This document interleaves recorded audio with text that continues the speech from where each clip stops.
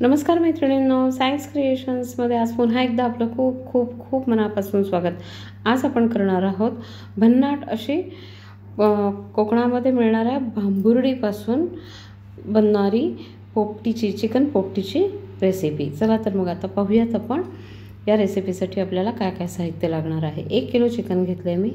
1 kilo चिकनला मी छान पहिल्यांदा मीठ, आपण मॅरिनेशन करतो आता सुरुवातीला मीठ ॲड करून घेतलं चवीपुरतं। त्यानंतर आपण यात हळद ॲड केली अर्धा चमचा, तिखट व्यवस्थित तिखट करायचं छान, त्यामुळे ही छान लागते जास्त। 2 चमचे मोठे आपण लाल तिखट घेतलेलं आहे आणि त्यात आता आपण अर्धा चमचा रंगाचं तिखट ॲड केलेलं आहे। त्यानंतर त्यात 1 चमचा धणे जिरे पूड आणि 1 चमचा गरम मसाला असं प्रत्येकी ॲड केलेलं आहे। चिकन आता आपण स्वच्छ धुवून घेतलं होतं, त्यातलं जे काही थोडं पाणी चिकनसोबत असतं त्यातच हे मसाले आपल्याला छान चिकनला चोळून घ्यायचेत।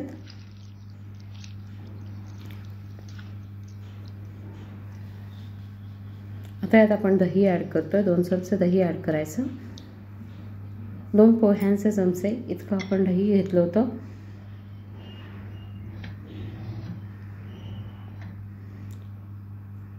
मोठा चमचाच। आणि इथे बघू शकता आता आपण आलं लसूणची पेस्ट देखील 2 चमचे गच्च भरून घेतलेले आहे पोह्यांच्या चमच्याच्या मापानेच। आता हे छान आपल्याला चिकनला चोळून घ्यायचं आहे।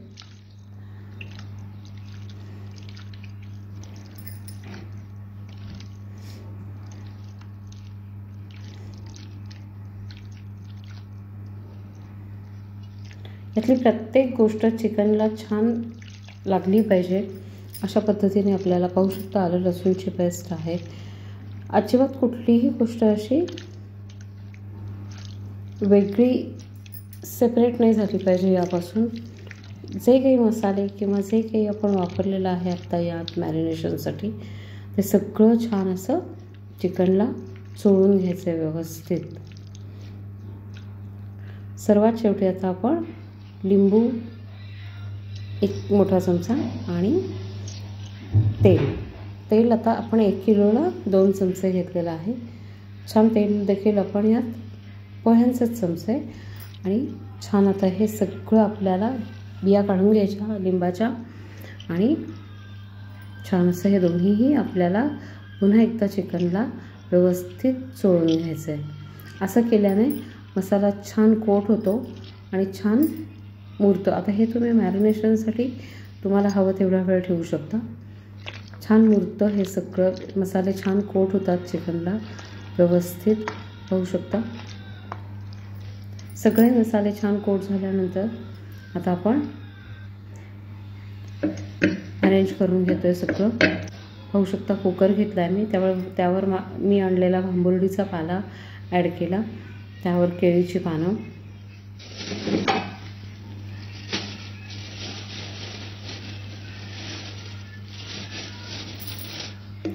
त्यावर तुम्ही कोणतेही बीन्सचा कोणत्याही वापर करू शकता। इथे मी फक्त पावटा आणि मटार असं दोन्ही मिळून अर्धा किलो वापरलेला आहे मिक्स।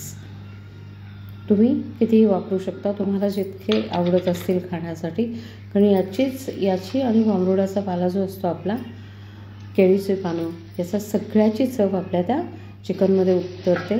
कारण आपण चिकन शिजवून यातच घेतो, फक्त पाणी वेगळं टाकत नाही।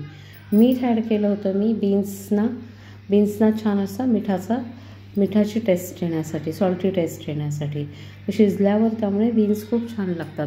आता पाहू शकता आपण एक पद्धत दाखवली आहे मी, नुसतं असं देखील ॲड करू शकता। या सगळ्या बीन्सवर आपण जे अरेंज केले होते आणि पाला त्यावर देखील नुसतं अरेंज करू शकता चिकन, किंवा यावर पुन्हा 1 केळीचं पान टाकून त्यावर देखील अरेंज करू शकता, किंवा केळीचं पान घेऊन त्यावर आपलं चिकन टाकून चिकनचे जेवढे काही पीस असतील 3-3, 4-4 पीसेस एका पोर्शनमध्ये ठेवून छान ते कवर करून घ्यायचं।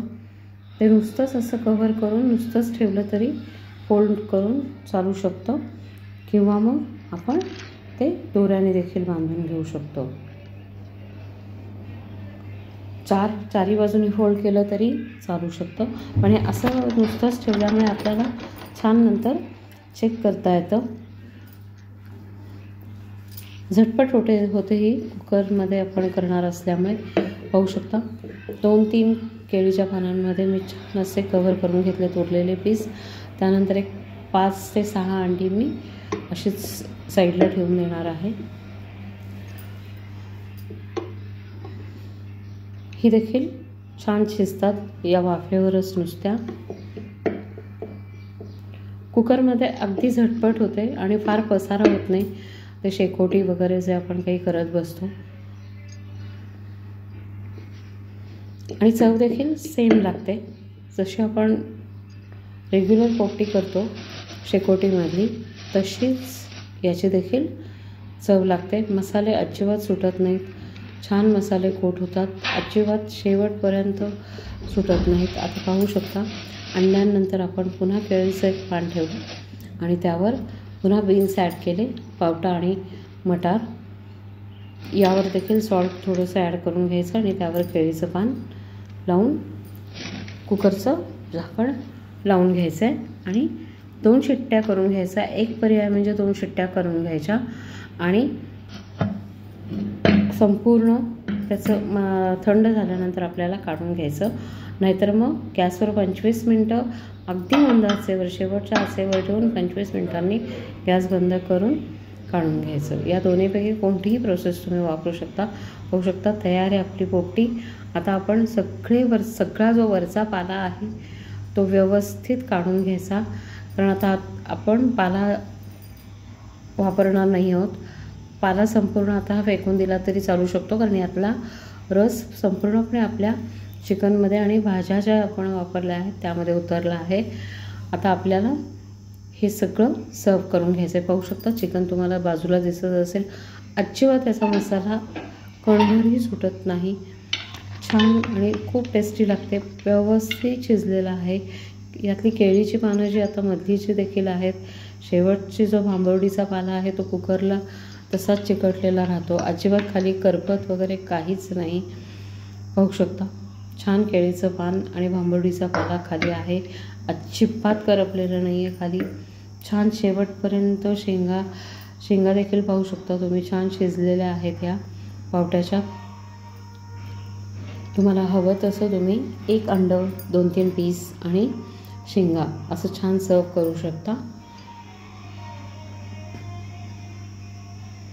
खूप छान लागते ही टेस्टला आणि तुम्ही अगदी 2 दिवस ठेवून व्यवस्थित खाऊ देखील शकता. कसा वाटला मैत्रिणींनो व्हिडिओ जर आवडला असेल तर प्लीज लाईक, शेअर आणि कमेंट करा आणि माझ्या चॅनलला सबस्क्राईब करा. थँक्यू.